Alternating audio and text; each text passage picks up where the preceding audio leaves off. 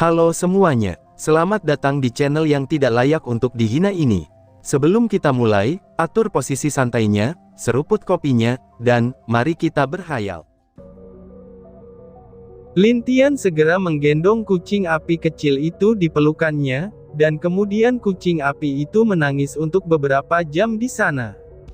Karena dia kelelahan karena menangis, dan itu membuat kucing api ini tertidur. Naga kecil, kamu temani dia di dalam.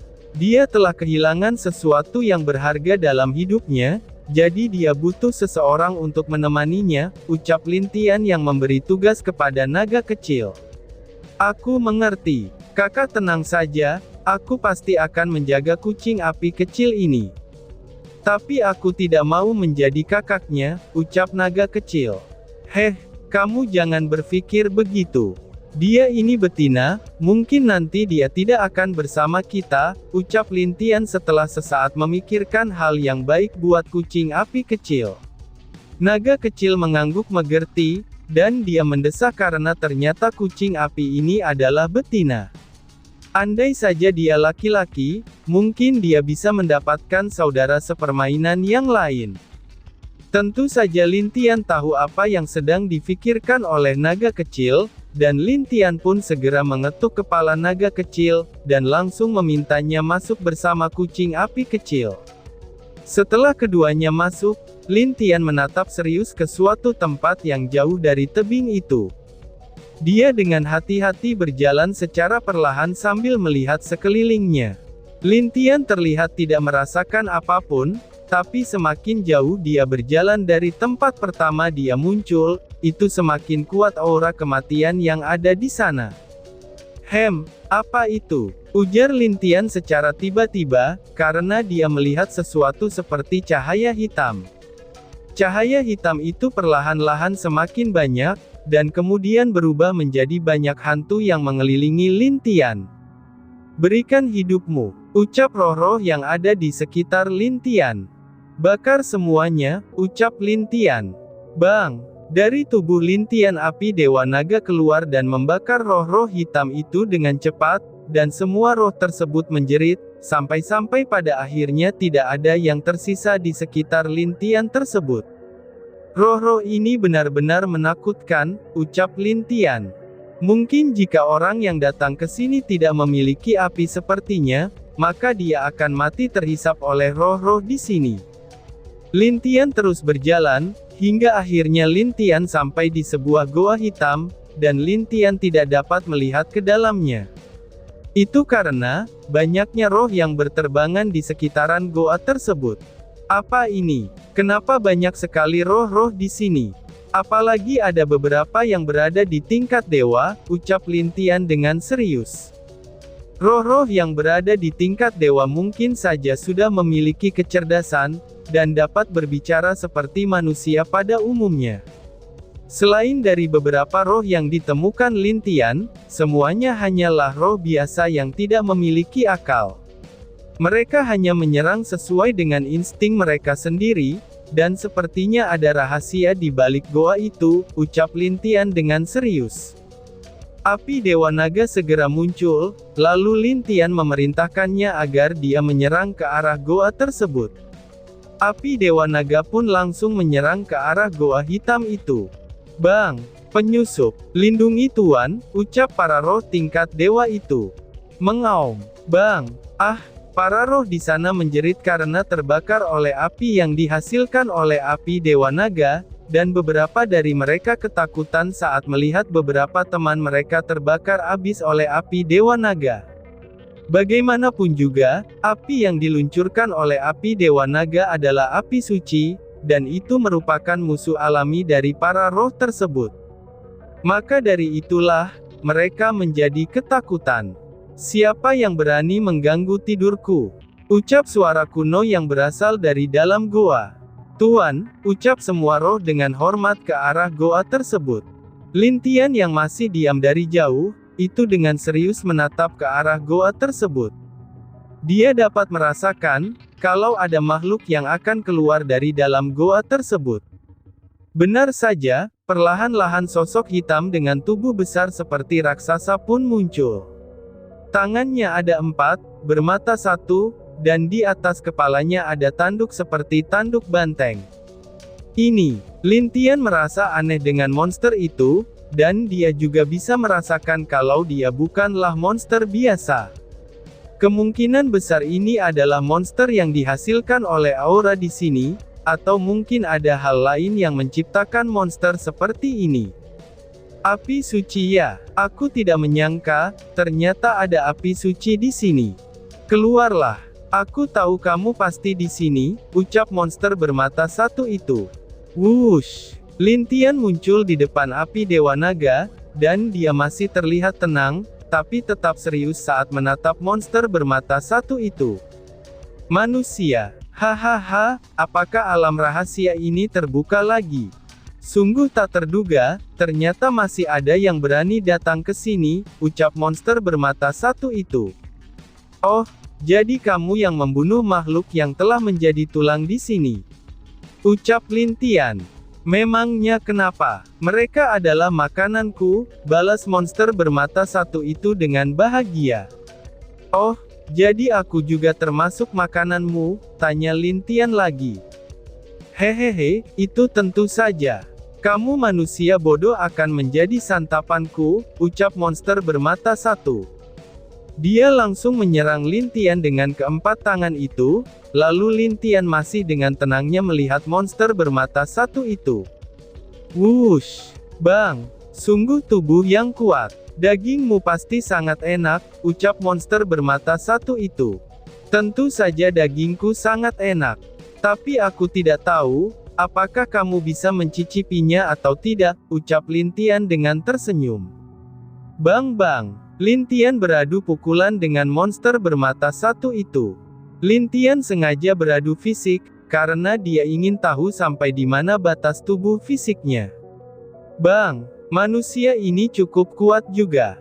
Aku mungkin tidak bisa mengalahkannya, ucap monster bermata 1 yang sudah sadar, kalau dia bukanlah lawan Lin Tian.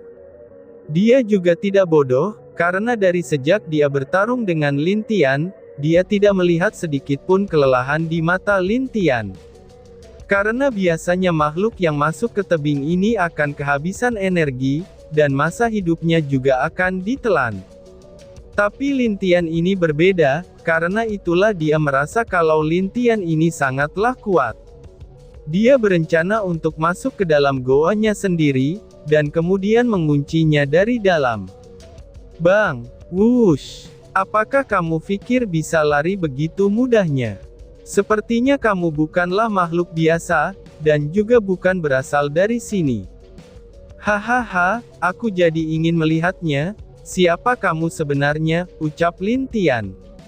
Monster bermata 1 itu langsung mundur saat mereka beradu pukulan terakhir kalinya, tapi Lin Tian yang telah sering bertarung tentu saja tahu rencana monster masa 1 itu. Jadi dia sudah bersiap-siap, dan langsung mengeluarkan pedang elemennya. Pedang itu segera diayunkan, lalu salah satu tangan monster itu putus akibat pedang Lin Tian. Sing, crot, monster itu jatuh dan menjerit kesakitan, karena salah satu tangannya terputus oleh pedang Lin Tian. Berhentilah melarikan diri, kamu tidak akan bisa kabur, ucap Lin Tian. Keparat, semua roh, cepat serang dia, ucap monster itu dengan marah. Mengaum, bas-bas. Seluruh roh yang mendekati Lin Tian langsung terbakar menjadi abu, dan hal itu membuat si monster bermata 1 bergidik karena ketakutan. Mari kita bicara baik-baik. Tapi sepertinya itu tidak mungkin, ucap Lin Tian. Tapi Lin Tian tahu, kalau makhluk ini tidak akan mengatakan semuanya dengan jujur. Jadi, dia langsung memotong sisa tangan monster bermata 1 itu. Crot, manusia bajingan, aku akan membunuhmu, teriak monster bermata 1 dengan marah. Dia marah karena semua tangannya telah dipotong oleh Lin Tian, dan dia juga diikat oleh Lin Tian hingga tidak bisa melarikan diri. Andai saja dia bisa masuk ke dalam goa, maka dia bisa melarikan diri dari Lin Tian. Banyak bacot, ucap Lin Tian. Lalu Lin Tian secara perlahan meletakkan tangannya di kepala monster itu dengan tenang, kemudian dia menutup matanya sambil mengaktifkan teknik pembaca pikiran. Perlahan-lahan semua pikiran dari monster itu mulai dibaca oleh Lin Tian, dan Lin Tian berhasil melihat masa lalu dari monster itu. Ternyata monster ini adalah manusia yang telah berubah wujud, dan dia juga melihat, kalau semua ini ternyata ulah dari orang-orang misterius itu juga. Semua ini sudah direncanakan oleh mereka, itu agar mereka bisa membuat pasukan yang lebih kuat, setia, dan tidak takut dengan kematian. Bisa dibilang mereka ingin membuat pasukan yang tak memiliki hati, dan hanya patuh kepada perintah mereka saja. Tentu saja itu sama halnya dengan apa yang terjadi di alam kehancuran, saat Lin Tian melawan Dewa Kehancuran. Ini membuat Lin Tian marah, dan dia juga melihat kalau orang-orang misterius sebelumnya, itu juga datang ke sini dengan membawa beberapa pemuda, dan mereka memberikannya sebagai makanan untuk monster ini. Monster bermata satu ini masih berada di alam Dewa Surgawi tingkat rendah, jadi karena itulah, Lin Tian dapat dengan mudah mengalahkannya. Orang-orang yang sangat kejam, jadi mereka ingin menjadikan beberapa jenius menjadi monster, dan yang lemah menjadi makanannya, ucap Lin Tian dengan marah setelah selesai membaca semua ingatan monster itu. Manusia rendahan, kamu akan mati, ucap monster bermata satu yang merasa kesakitan, itu setelah Lin Tian menggunakan teknik pembaca ingatan padanya. Berisik, kamu yang mati saja, ucap Lin Tian sambil mengayunkan pedangnya ke arah kepala monster itu. Sing, cerot, kepala monster tersebut terlepas dari badannya, dan monster itu pun mati seketika. Lin Tian membakar mayat monster tersebut menjadi abu agar dia tidak hidup lagi, karena dia tahu kalau monster ini akan hidup kembali jika tubuhnya masih ada. Monster itu akan kembali hidup dengan cara mengisap energi kematian, lalu dia pulih kembali ke bentuk awalnya. Karena itulah Lin Tian membakar tubuh monster ini menjadi abu. Lin Tian melihat ke arah goa tempat dia masuk ke sana, dan di sepanjang goa itu dia melihat beberapa pemuda dari alam lain, yang masuk ke alam elemen terkapar tidak sadarkan diri di dalam goa. Dan ada sebagian yang sudah menjadi tulang belulang, dan kemungkinan besar dia baru saja dimakan oleh monster bermata satu itu. Lin Tian tidak bisa melakukan sesuatu kepada semua orang yang pingsan itu, jadi dia mengeluarkan sesuatu dari saku mereka dan dengan energinya, Lin Tian langsung menghancurkan token mereka. Semua orang yang berjumlah 10 itu pun, mereka semua langsung menghilang keluar dari alam rahasia itu. Hanya ini yang terbaik, nenek pasti bisa membantu mereka, ucap Lin Tian setelah memikirkannya dengan serius. Dia tidak akan bisa mengeluarkan dengan paksa, energi kematian yang telah menyelimuti orang-orang itu lebih baik, dan dia hanya bisa menyerahkan kepada neneknya yang seorang dewa penguasa. Lin Tian melihat ada buku kuno di atas batu, lalu dia melihat isinya, dan tanpa pikir dia pun membakar buku itu menjadi abu. Hal seperti ini tidak pantas ada, ucap Lin Tian dengan nada dingin. Setelah itu, dia menghancurkan seluruh goa tersebut sebelum terbang pergi meninggalkan tebing kematian itu. Orang-orang itu selalu membuat masalah di mana-mana. Jika aku menemukan satu dari mereka, maka akan kubunuh satu kerang itu. Dan jika aku menemukan 10 dari mereka, maka akan kubunuh semuanya, ucap Lin Tian. Lalu dia bergegas ke alam ketiga, karena dia juga mengkhawatirkan orang-orang dari alam kehidupan, es, elemen, pedang, serta alam kehancuran. Lan Jingyi, kamu harus baik-baik saja, ucap Lin Tian dengan serius. Dia tanpa menunda-nunda lagi, Lin Tian langsung menembus pintu ketiga dan masuk ke alam ketiga dengan sangat cepat. Dia langsung mencari pintu keempat, karena dia yakin sudah hampir sebulan dia berada di dalam alam kedua. Dan kemungkinan besarnya, seluruh generasi kuat pasti sudah masuk ke alam kelima atau keenam. Jadi dia tidak menunda waktu di alam ketiga, dan segera mencari pintu alam keempat.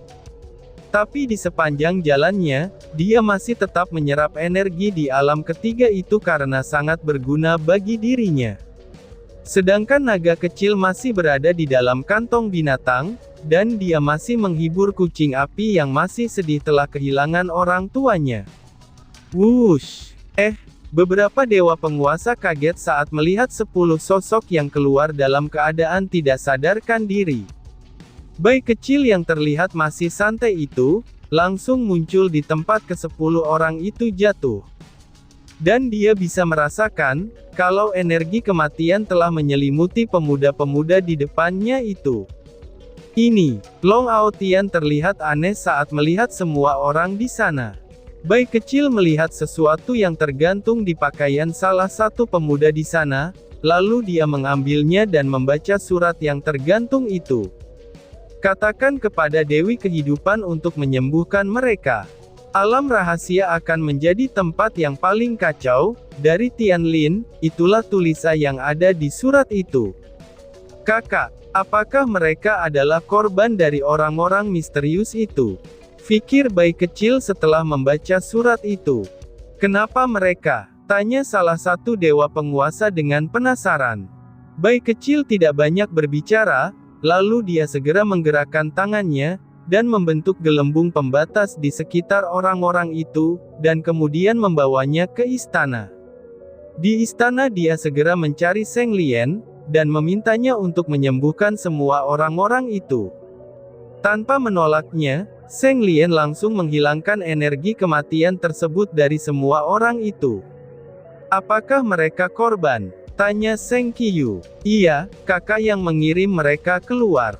Sepertinya kali ini akan ada kekacauan di dalam alam rahasia itu, desah Bali kecil. Dia berharap kalau Lin Tian baik-baik saja di dalam sana.